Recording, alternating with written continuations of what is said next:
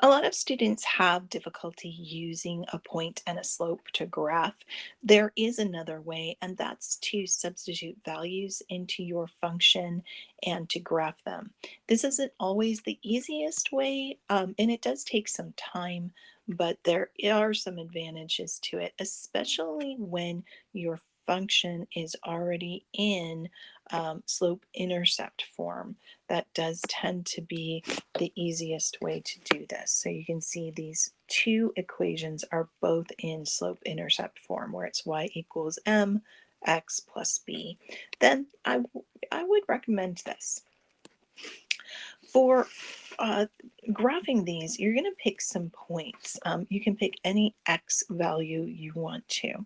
So that's what you're going to start with. You're going to have your x here, and then over here you're going to have your results is your y, and that will give you a point to graph. So I always like to pick easy numbers to start with. I do like to pick some negatives, but it's not required. At least 3 values is what you want to pick. So if you want to keep this really simple, you always want to do a 0. Zeros are easy to use. Probably a 1, and you can use any other number. I'm just going to, for fun, say 3 here. And what I'm going to do is substitute that 0 into my function for the x there and see what happens so that I can get my y value. So y equals 5 times 0, and you might be able to do that in your head. And so y equals 6. And I'll put my 6 over here in my y column. Now I've got a point. So the point 0, 6, my x value is 0, my y value is 6. So I'm going to go over on my graph and I'm going to go to 0 and then up to 6. So next I'll do this 1. I'm going to substitute 1 into my equation, and that will give me y equals 5 times 1 plus 6. So that's going to be 5 plus 6, which is 11. And that all of a sudden causes a problem because my graph does not go, if I go to 1, 11, my graph does not go up to 11. So 1 actually wasn't a good pick, which means 3 is not going to be a good pick either. It's going to be too large. So I'm going to try some negative numbers now. I'm going to try -1 and -2 instead. So you can see why this method can be a little problematic. It really takes some think through, but if you're just really bad with those slopes, this might be an alternative for you. We're going to go ahead and substitute now that -1 into our equation. I've got -5 plus 6. That will give me a 1. And my ordered pair would be -1, 1. So when I graph this, it shows up on my graph over here at -1 and 1. Finally, I'm going to substitute in that -2. 5 times -2 is -10. -10 plus 6 is -4. So my ordered pair would be -2, -4. And on my graph, it will be right here. And then draw in my line between those 3 points. For this next example, you need to be careful whenever you have a slope that's a fraction. You definitely don't want to end up working with fractions if you don't have to. There is a way to fix that, and that's what x values you end up picking to use. You want to make sure that your x values are multiples of your denominator. In this case, we'd want to pick things that are multiples of 4. So like 4, 8, 12, and negatives would be good as well. So that's what I'm going to try to start with. I think I'm going to try 0. 0 is always a good one.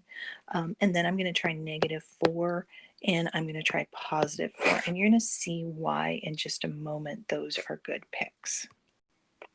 So let's start out by substituting our 0. So 7/4 will just go away. That'll be 0, 0 minus 2. Our y value will be -2. Our first point's at 0, -2, put it right there. And now we're going to substitute in the -4, and you're going to see what happens. When I multiply a 4 to a fraction that has a 4 in the denominator, the 4's will cancel. This will just leave me with -1. So -7 times -1 gives me a +7. +7 minus 2 will then give me a 5, and I can work with that. That's easy to work with. So when you pick the right values, your denominator will cancel, you won't have a fraction anymore, and you'll get a nice number. I'm going to go to -4 and +5 and put my point right there. Let's do this one more time with the +4. So once again, these 4's will cancel out and leave me with a 1. -7 times 1 is still -7. -7 minus 2 is -9. So that gives me the coordinate 4, -9. And when I graph that, I'm going to go to +4, -9. My point goes right there. And let's draw the line through it. All right, in the last two lessons, I've shown you how to graph by a point or a y-intercept and the slope. In this lesson, we reviewed how to do it with a table of values. I'm just going to ask you guys, which do you think you're going to use when you do these problems on your own? All right, on the next page, I've got some examples for you to try. You can use any method you want, either a table of values. However, I'm going to make the note for example B here. If you're going to use a table of values, you'll want to distribute that 6 and subtract the 4. So get this to y equals something first before you try making a table. Then go ahead and graph both of those over on this coordinate plane. So give them a try on your own and let's see how you do. All right, for this first one, you can see I went ahead and graphed it for you. I just used the slope and the intercept. You can see I put my point, my 1 right here. I actually used the -6 and went down 6 and then ran 7 for this first point. And then I went up 6 and ran back 7 for the third point right here. So that's one way you can do this. Let me know how you did on this. All right, I want you to go ahead and try example B on your own. I've given you a hint here just to get you started, just because I want to make sure you have a chance, or maybe you tried it on your own already. But your slope is going to be -6/1. Don't forget to do that. And the point you're going to start at is +1, -4.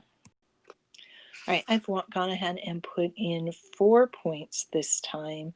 So this line should look like this. And that's a little bit tricky because it is such a steep line. But hopefully you're getting the hang of this. And like I said, you're going to get lots of practice in Delta Math.